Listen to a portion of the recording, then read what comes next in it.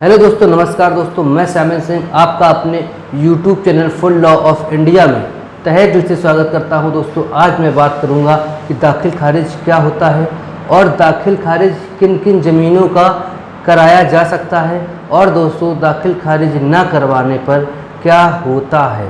चलिए दोस्तों, आज हम आपको इस वीडियो के माध्यम से सारी बातें क्लियर कर देते हैं। दोस्तों, सबसे पहले बात करेंगे कि दाखिल खारिज क्या होता है।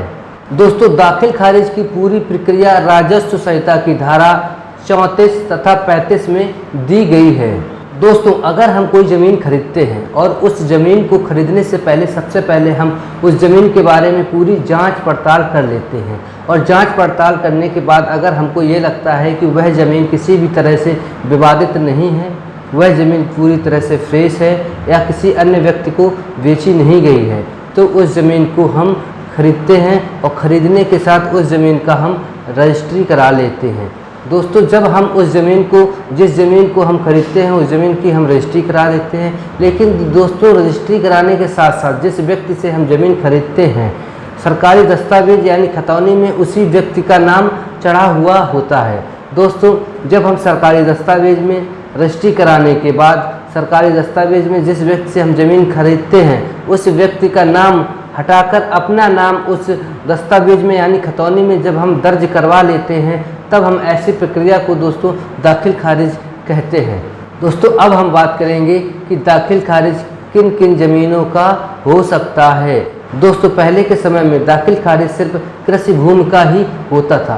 प्लॉट, मकान इत्यादि ज़मीन का दाखिल खारिज नहीं होता था। इनका सिर्फ रजिस्ट्री ही होती थी और रजिस्ट्री कराने के ही बाद हम इन सारी जैसे प्लॉट, भूमि और फ्लैट के हम मालिक बन जाते थे। लेकिन दोस्तों 2020-2021 में सरकार ने एक आदेश जारी कर दिया है, चाहे प्लॉट हो, चाहे ज़मीन हो या मकान हो या कोई कृषि भूमि हो, इन सभी ज़मीनों का रजिस्ट्री कराने के बाद हमको दाखिल खारिज अवश्य कराना होगा।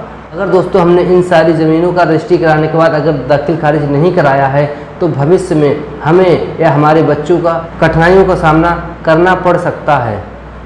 दोस्तों, अब हम बात करेंगे कि दाखिल खारिज न कराने पर क्या होता है। दोस्तों, अगर आपने किसी भी व्यक्ति से ज़मीन खरीदी है और उस ज़मीन का आपने सिर्फ रजिस्ट्री कराई है, दाखिल खारिज नहीं कराई है, तो दोस्तों जिस व्यक्ति से आपने ज़मीन खरीदी है रजिस्ट्री कराने के बाद सरकारी दस्तावेज यानी खतौनी में उसका ही नाम दर्ज रहेगा।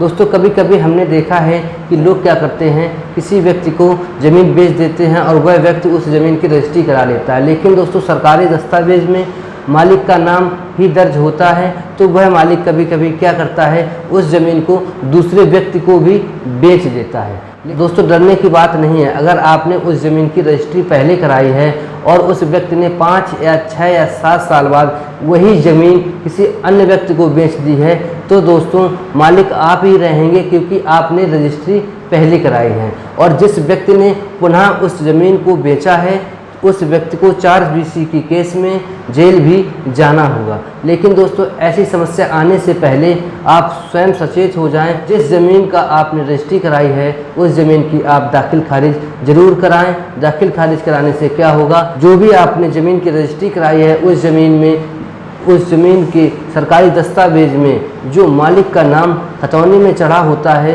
उसका नाम हटकर आपका नाम दर्ज हो जाएगा।